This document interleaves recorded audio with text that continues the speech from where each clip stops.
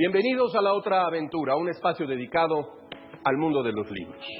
Carl Gustav Jung dijo que el arte es una especie de innata unidad que se apodera de un ser humano y lo convierte en su instrumento. El artista no es una persona dotada de libre albedrío que busca su propio beneficio, sino un arte mismo que permite y que se hace realidad a propósito y a través de él. La literatura construye mundos, reales o fantásticos. A través de la narrativa se da cuenta de fenómenos humanos, en el mejor de los casos logra expresar parte de la realidad. Además, la literatura genera literatura, en el sentido de que ésta siempre está proclive o siempre está cerca de la interpretación. Una obra literaria manifiesta el inconsciente de su creador, pero también el de sus lectores. De modo que la literatura va más allá del goce estético y se convierte en un espacio de autoconocimiento. ¿Qué tipo de literatura le gusta a usted? ¿Cuáles son sus temas preferidos? ¿A qué autores sigue con emoción? ¿Cuáles no le gustan, en cambio? Sus decisiones y sus gustos literarios hablan de su personalidad. Freud pensaba que la obra de arte tenía el mismo origen que los sueños. Ambos eran la manifestación de un deseo inconsciente y eran creados de la misma forma. Los mismos mecanismos operaban tanto en la construcción onírica como en la construcción artística, de allí que fuese posible extender el discurso psicoanalítico hacia la obra de arte. Hoy, como usted ya lo sabe, hablaremos de psicoanálisis y literatura y creación. Como todas las semanas les recuerdo que fue Adolfo Bioy Casares quien escribió que leer era la otra aventura y que la primera era probablemente la vida misma. Estamos pues en la otra aventura.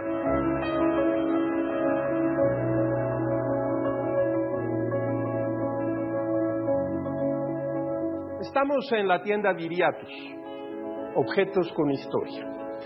Aquí el pasado de pronto se vuelve presente. Fue Susan Sontag quien mencionó que hay objetos melancólicos. Esos objetos son los que guardan un pasado. Vean ustedes, una máquina de escribir, un rollo de película, un barco que se armó en algún momento. James Joyce quizás sea el escritor que más se acercó al psicoanálisis cuando estaba en boga para la creación de sus obras. Exploró la posibilidad de que la construcción del texto no obedeciera a una lógica lineal, sino a una lógica cercana al inconsciente, atemporal y salvaje. Supo percibir en el psicoanálisis la posibilidad de una construcción formal. Consideraba que Freud prácticamente había creado una técnica narrativa. Me parece que no le faltaba razón. Una técnica narrativa en la que el sistema de relacionarnos que define la trama no debe obedecer a una lógica lineal y que datos y escenas lejanas resuenen en la superficie del relato y se entrelazan secretamente. Las obras de Sigmund Freud, Psicopatología de la vida cotidiana y la interpretación de los sueños, tienen una fuerte presencia en los libros de Ulises y en el Finnegan's Wake de James Joyce.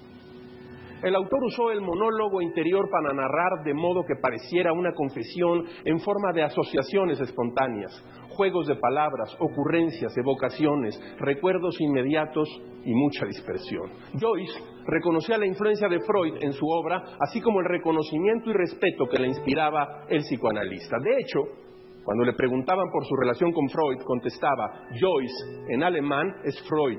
De hecho, Joyce y Freud significan alegría. Daba a entender que ambos hacían lo mismo, solo que Joyce lo hacía de un modo libre, lúdico, creativo. En cambio, para Vladimir Nabokov, el psicoanálisis no solo no era atractivo, sino que era perjudicial para la espontaneidad de su obra. Pensaba que el psicoanálisis quiere decirlo todo, mientras que el arte de la literatura consiste en decir sin revelar. Nabokov consideraba el psicoanálisis como un fenómeno cultural de masas por medio del cual se convoca al sujeto para sacarlo de su experiencia cotidiana y hacerlo sentir un personaje extraordinario, cuando en realidad no lo es.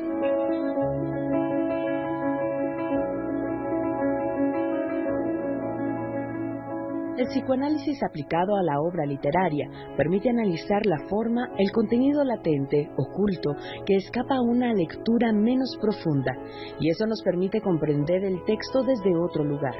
Sin embargo, para Harold Bloom, el trayecto fue al revés. Según Bloom, Freud extrajo todas sus teorías psicoanalíticas de Shakespeare. y afirma que Shakespeare creó personajes que hablan en voz alta para sí y para otros, y luego reflexionan en voz alta sobre lo que ellos mismos han dicho. Y al hablar y reflexionar, experimentan cambios vitales. Freud habría aprendido de Edipo Rey lo universal del inconsciente disfrazado de destino, de Hamlet la inhibición y la culpa, de los hermanos Karamazov de Dostoyevsky el deseo parricida. En este sentido, se podría decir que el psicoanálisis viene de la literatura, del alma humana. Lo que hizo Freud fue entonces tratar de darle un respaldo científico a las profundidades del alma. De hecho, cuando Freud irrumpió con sus teorías, la literatura y el psicoanálisis pertenecían a líneas de pensamiento separadas. El único punto de intersección era el desvelamiento de los enigmas de la condición humana. La literatura y el psicoanálisis eran líneas de pensamiento separadas, pero con puntos de intersección. El desvelamiento de los enigmas de la condición humana. En 1912, Freud y sus discípulos crearon una revista para la publicación y difusión de la aplicación del psicoanálisis a las ciencias del espíritu. Le pusieron el nombre de una novela que causó furor en el mundo psicoanalítico de la época, Imago, del escritor suizo Carl Spittler, Premio Nobel de Literatura en 1919. El objetivo consistió en distanciarse de los diagnósticos psiquiátricos para así poder psicologizar la subjetividad. De esta manera, el terreno quedó despejado para aplicar la interpretación psicoanalítica. En palabras de Freud, todo escritor que presente tendencias anormales puede ser objeto del psicoanálisis que informa sobre el proceso de la creación. Así se creó la psicobiografía o análisis e interpretación del texto en función de la biografía del autor, y luego mutó a la psicocrítica o interpretación psicoanalítica del texto por el texto mismo. De esta manera, Freud descargó al Dichter, término que designa por igual al novelista, dramaturgo y al poeta, de los prejuicios sociales de la época, basados en el binomio genialidad-locura, y lo remitió a su neurosis, es decir, a la normalidad y a lo común de los mortales. Les cuento esta pequeña historia. Mi hermano, el escritor José María Pérez Gay, trabajó al final de su vida en el trazo de una novela que contaría la historia de Otto Gross, el extraño psicoanalista que atravesaba día con día la frontera entre la cordura y la locura. Mi hermano me mostró el mapa de esa novela que no pudo escribir porque la enfermedad y la muerte lo sorprendieron antes de tiempo. Se trataba de Otto Gross y sus diferencias con Freud, su admiración por Nietzsche, sus relaciones con Carl Gustav Jung, con D.H. Lawrence, la aparición de Max Weber, su estancia en Monte Verità, una especie de comuna en la cual coincidieron artistas bohemios visionarios que pretendían fundar una nueva sociedad a partir de sus prácticas sexuales colectivas, así como lo oye usted. Para esta novela sobre psicoanálisis y literatura, mi hermano leyó gran cantidad de libros. El desenlace de esa obra ocurría cuando el padre de Otto Gross decide internarlo en una clínica psiquiátrica.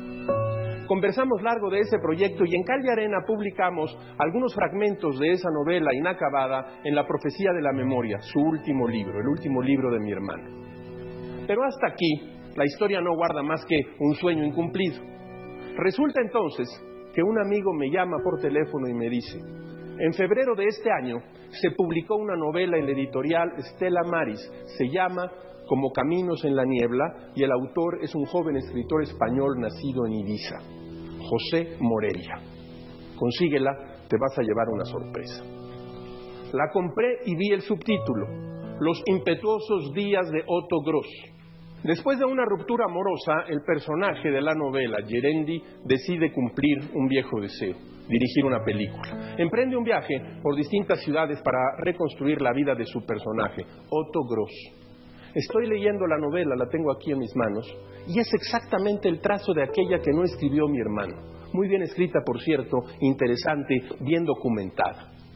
No tengo pensamiento mágico, pero a veces me rindo ante el azar. ¿Cómo se llama eso que se sueña en un lugar y se cumple en otro?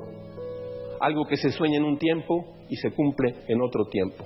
¿Psicoanálisis o literatura? Dígamelo usted.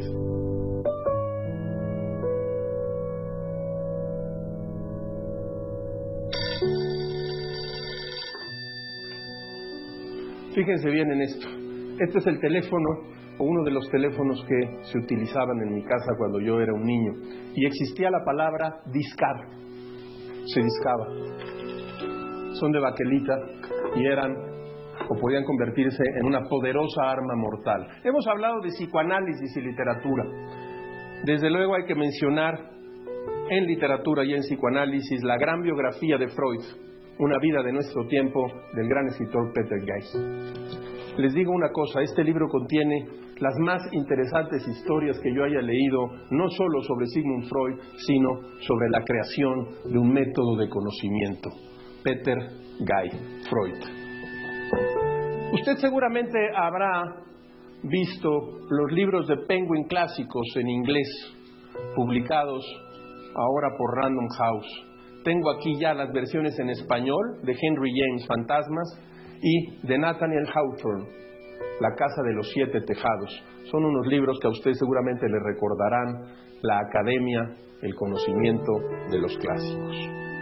El libro más esperado, la verdadera historia de uno de los escritores más leídos del mundo, John le Carré, Volar en círculos.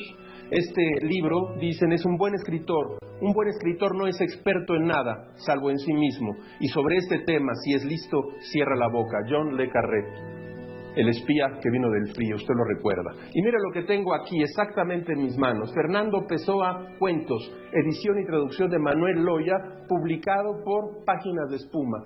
Una muy pulcra edición con los cuentos de este extraordinario escritor que creó heterónimos e hizo y escribió una de las grandes poesías del siglo XX.